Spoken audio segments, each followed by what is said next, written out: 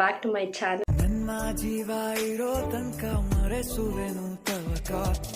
Video ಮಾಡಿ almost 3 days ಆಯಿತು.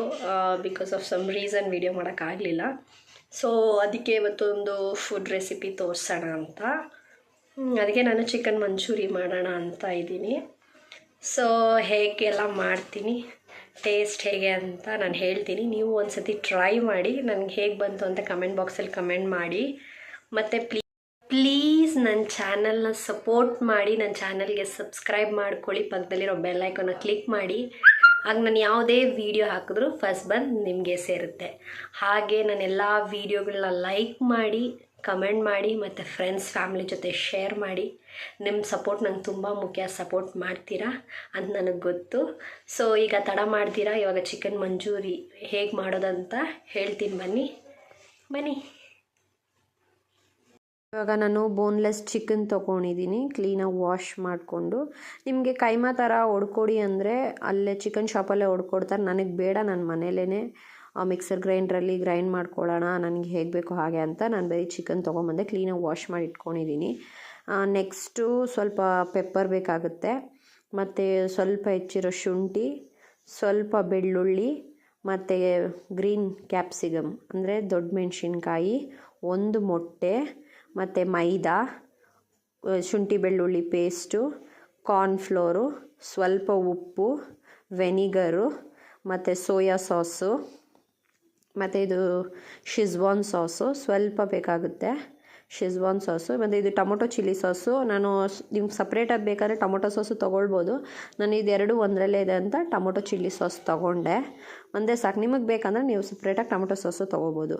ಈಗ ಇಷ್ಟೇ ಇಂಗ್ರೀಡಿಯೆಂಟ್ಸ್ ಬೇಕಾಗಿರೋದು ಚಿಕನ್ ಮಂಚೂರಿ ಮಾಡೋಕ್ಕೆ. ಈಗ ಚಿಕನ್ನ ಮಿಕ್ಸರ್ ಗ್ರೈಂಡಲ್ಲಿ ಹಾಕಿ ಇದಿದ್ದು ಕೈಮಾ ರೀತಿ ಅದನ್ನು ರುಬ್ಕೊಳ್ಳೋಣ. ಜಾಸ್ತಿ ಏನು ಬೇಡ, ಒಂದು ರೌಂಡ್ ಆದರೆ ಸಾಕು. ಕೈಮಾ ಕನ್ಸಿಸ್ಟೆನ್ಸಿ ಬಂದ್ಬಿಡುತ್ತಿದ್ದು. ಜಾಸ್ತಿ ರುಬ್ಬೋಕೆ ಒಂಥರ ಪೇಸ್ಟ್ ಥರ ಆಗೋಗ್ಬಿಡುತ್ತೆ. ನೋಡಿ, ಈ ಥರ ಇದ್ದರೆ ಸಾಕು.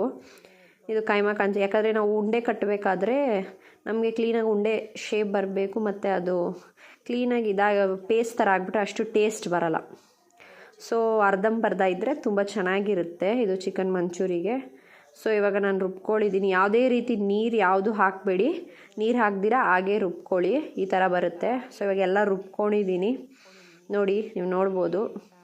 ನಾನು ತಂದಿದ್ದು ಬೋನ್ಲೆಸ್ ಚಿಕನ್ ಎಲ್ಲ ರುಬ್ಕೊಂಡಿದ್ದೀನಿ. ಸೊ ಇವಾಗ ಅದಕ್ಕೆ ಏನೇನು ಹಾಕೋದಂತ ನೋಡೋಣ. ಸ್ವಲ್ಪ ಉಪ್ಪು ಮತ್ತು ಸ್ವಲ್ಪ ಪೆಪ್ಪರ್ ಪೌಡ್ರು.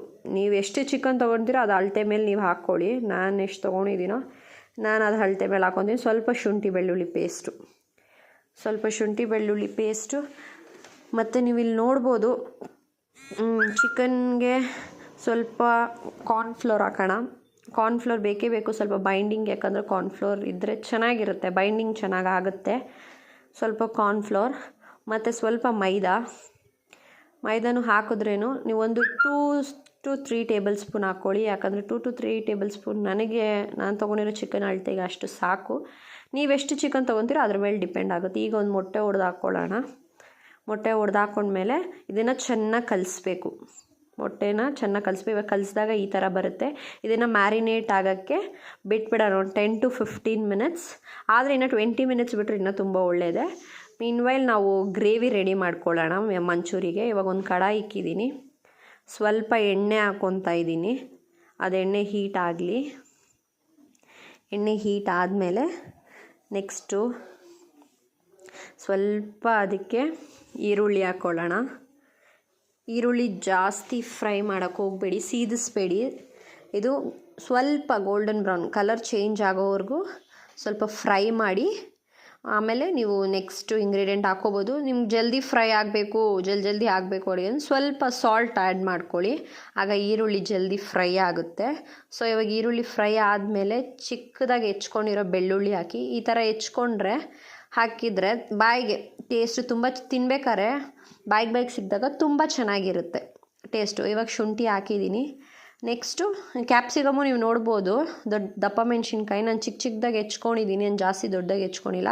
ಯಾಕೆ ಇದೆಲ್ಲ ಚಿಕ್ಕದಾಗಿ ಹೆಚ್ಕೊಂಡಿದ್ದೀನಿ ಅಂದರೆ ನಾವು ತಿನ್ನಬೇಕಾದ್ರೆ ನೀವು ಬೇಕಾದ್ರೆ ಟ್ರೈ ಮಾಡಿ ನೋಡಿ, ತಿನ್ಬೇಕಾದ್ರೆ ತುಂಬ ಅಂದರೆ ತುಂಬ ಚೆನ್ನಾಗಿರುತ್ತೆ. ಮಂಚೂರಿ ಜೊತೆಗೆ ಇದನ್ನು ಬಾಯಲ್ಲಿ ಹಾಕ್ಕೊಂಡು ತಿನ್ಬೇಕಾದ್ರೆ ತುಂಬ ಅಂದರೆ ತುಂಬ ಚೆನ್ನಾಗಿರುತ್ತೆ. ನೀವು ಟ್ರೈ ಮಾಡಿ ನೋಡಿ. ಇದಕ್ಕೆ ಸ್ವಲ್ಪ ವೆನಿಗರ್ ಹಾಕಿದ್ದೀನಿ, ಒಂದು 2 ಟೇಬಲ್ ಸ್ಪೂನ್ ಹಾಕಿದ್ದೀನಿ. ನಿಮಗೆ ಬೇಕಂದರೆ ನಾನು ಹೇಳ್ದಂಗೆ ನಿಮ್ಮ ಅಳತೆ ಎಷ್ಟು ಬೇಕೋ ಅಷ್ಟು ಹಾಕ್ಕೊಳ್ಳಿ. ಇವಾಗ 2 ಟೇಬಲ್ ಸ್ಪೂನ್ ಸೋಯಾ ಸಾಸ್ ಜಾಸ್ತಿ ಹಾಕೋಕ್ಕೆ ಹೋಗಬೇಡಿ. ಇದು ಬಂದು ಟೊಮೆಟೊ ಚಿಲ್ಲಿ ಸಾಸ್. ನಾನು ಹೇಳ್ದಂಗೆ ಟೊಮೆಟೊ ಚಿಲ್ಲಿ ಸಾಸ್ ನನಗೆ ಅದು ಸಾಕಾಗಿಲ್ಲ ಅನಿಸ್ತು, 2 ಟೇಬಲ್ ಸ್ಪೂನು. ಇನ್ನು ಸ್ವಲ್ಪ ಹಾಕ್ಕೊಂಡೆ, ಗ್ರೇವಿ ಇನ್ನೂ ಸ್ವಲ್ಪ ಗ್ರೇವಿ ಟೈಪ್ ಬರಲಿ ಅಂತ. ನೀವು ನೋಡ್ಬೋದು, ಚೆನ್ನಾಗಿ ಮಿಕ್ಸ್ ಮಾಡ್ಕೊಳ್ಳಿ. ನೀವು ಬೇಕಂದರೆ ಇದಕ್ಕೆ ಸಪ್ರೇಟಾಗಿ ಚಿಲ್ಲಿ ಸಾಸು ಮತ್ತು ಸಪ್ರೇಟಾಗಿ ಟೊಮೆಟೊ ಸಾಸ್ 2 ಆ್ಯಡ್ ಮಾಡ್ಕೊಳ್ಬೋದು, ಅದನ್ನು ಏನು ಫೈನ್. ಇದು ಸ್ವಲ್ಪ ಶಿಜ್ವಾನ್ ಸಾಸ್ ಹಾಕ್ಕೊತಾ ಇದ್ದೀನಿ. ತುಂಬ ಚೆನ್ನಾಗಿರುತ್ತೆ ಫ್ಲೇವರು. ಶಿಜ್ವಾನ್ ಸಾಸ್ ಹಾಕ್ಕೊಂಡ್ರೆ ಟೇಸ್ಟು ಅಷ್ಟೇ ತುಂಬ ಅಂದರೆ ತುಂಬ ಚೆನ್ನಾಗಿರುತ್ತೆ. ನೀವು ಫೈನಲಾಗಿ ನೋಡ್ಬೋದು, ಈಗ ಸ್ವಲ್ಪ ಗ್ರೇವಿ ಆಗಿದೆ. ಇದಕ್ಕೆ ನಾವು ಇನ್ನೊಂದು ಕಾರ್ನ್ಫ್ಲೋರ್ನ ಸ್ವಲ್ಪ ನೀರು ಹಾಕಿ ಡೈಲ್ಯೂಟ್ ಮಾಡಿ ಆಮೇಲೆ ಅದು ಗ್ರೇವಿಯಲ್ಲಿ ಹಾಕೋಣ. ಸೊ ಅದಕ್ಕೆ ವೆಲ್ ಕಂಬೈನ್ ಆಗುತ್ತೆ. ನಾವು ಮಂಚೂರಿ ಬಾಲ್ಸ್ ಇದೆಲ್ಲ ಹಾಕಿದಾಗ ಚೆನ್ನಾಗಿ ಮಸಾಲೆ ಎಲ್ಲ ಮಂಚೂರಿ ಬಾಲ್ಸಲ್ಲಿ ಇಟ್ಕೊಳ್ಳುತ್ತೆ. ನೆಕ್ಸ್ಟು ಸ್ವಲ್ಪ ಪೆಪ್ಪರ್ ಪೌಡ್ರ್ ಹಾಕ್ಕೊಳ್ಳೋಣ. ನಿಮಗೆ ಖಾರ ಎಷ್ಟು ಬೇಕೋ ಅಷ್ಟು ಹಾಕ್ಕೊಳ್ಳಿ. ನಾನು ಖಾರ ಜಾಸ್ತಿ ತಿನ್ನೋದ್ರಿಂದ ನಾನು ಸ್ವಲ್ಪ ಜಾಸ್ತಿನೇ ಹಾಕ್ಕೊಳ್ತೀನಿ. ನೀವು ನೋಡ್ಬೋದು ಚೆನ್ನಾಗಿ ಆಗಿದೆ ಇದು ಚಿಕನ್ ಮಂಚೂರಿಯನ್ನು. ಈಗ ನೆಕ್ಸ್ಟು ನಾವು ಅದು ಬೇಯ್ತಾ ಇರಲಿ, ಅಷ್ಟೊತ್ತಿಗೆ ನಾವು ಮಂಚೂರಿಯನ್ ಬಾಲ್ಸ್ ಮಾಡ್ಕೊಳ್ಳೋಣ. ಈಗ ಆಯಿಲ್ ಹೀಟ್ ಆಗಲಿ. ಈಗ ಆಯಿಲ್ ಹೀಟ್ ಆಗಿದೆ. ಈ ಥರ ನೋಡಿ, ನಾನು ಈ ಥರ ಉಂಡೆಗಳು ಮಾಡ್ಕೊಳ್ಳಿ. ನಿಮ್ಗೆ ಯಾವ ಶೇಪ್ ಬೇಕೋ ಆ ಶೇಪಲ್ಲಿ ಉಂಡೆಗಳು ಮಾಡ್ಕೊಂಡು ಆಯಿಲ್ ಹೀಟ್ ಆದಮೇಲೆ ಆಯಿಲಲ್ಲಿ ಹಾಕಿ ನೀವು ಬೇಕಾದ್ರೆ ಒಂದು ಚಿಕ್ಕದಾಗಲಿ ಒಂದು ದೊಡ್ಡದಾಗಲಿ ಮಾಡ್ಕೊಬೋದು. ನಾನು ಪ್ರಾಪರಾಗಿ ಒಂದೇ ಶೇಪ್ ಅಂತ ಹೇಳಲ್ಲ, ನೀವು ಬೇಕಾದ್ರೆ ಚಿಕ್ಕದು ಇಲ್ಲ ದೊಡ್ಡದು ಯಾವ್ದು ಬೇಕಾದರೂ ಹಾಕ್ಕೊಳ್ಬೋದು. ನಾನು ಎಲ್ಲ ಒಂದು ಚಿಕ್ಕದಾಗಲಿ ದೊಡ್ಡದಾಗಲಿ 2 ಹಾಕ್ಕೊಂಡಿದ್ದೀನಿ. ನಾನು ಒಂದೇ ಶೇಪಲ್ಲಿ ಯಾವುದೂ ಮಾಡಿಲ್ಲ, ಯಾಕಂದರೆ ಚಿಕ್ಕದು ದೊಡ್ಡದು ಅಂದಾಗ ಸ್ವಲ್ಪ ಬೇಯೋಕ್ಕೂ ಅದಕ್ಕೂ ಈಸಿ, ಸ್ವಲ್ಪ ಜಲ್ದಿ ಆಗುತ್ತೆ.